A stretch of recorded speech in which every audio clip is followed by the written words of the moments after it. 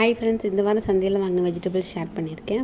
கத்திரிக்காய் குட்டி குட்டியாக பார்த்தோன்னே ரொம்ப பிடிச்சிருச்சு. எண்ணெய் கத்திரிக்காய் குழம்பு வைக்கலான்னு சொல்லிட்டு 20 ருபீஸ்க்கு வாங்கினேன்.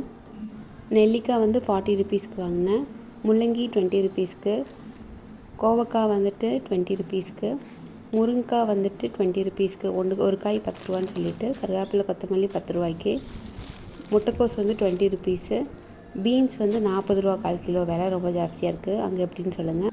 புடலங்காய், கொத்தவரங்காய், கேரட், பீன்ஸ் இது எல்லாமே 1 கிலோ கணக்கில் வாங்கினோம். 1 கிலோ இதில் எந்த காய் எடுத்தாலும் 80 ருபீஸ் அப்படின்னு சொன்னாங்க. பச்சை மிளகாவும் ரேட் ஜாஸ்தியாக இருந்துச்சு. 40 ருபீஸாக தான் இருந்துச்சு.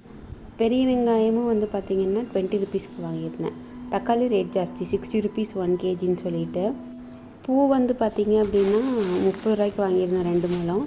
அப்புறம் உதிரி பூ, ரோஜா பூ இருக்கு இல்லையா, அது 20 ருபீஸ் வாங்கியிருந்தேன். மொத்தமாக வெஜிடபிள் காஸ்ட் 500 ருபீஸ்.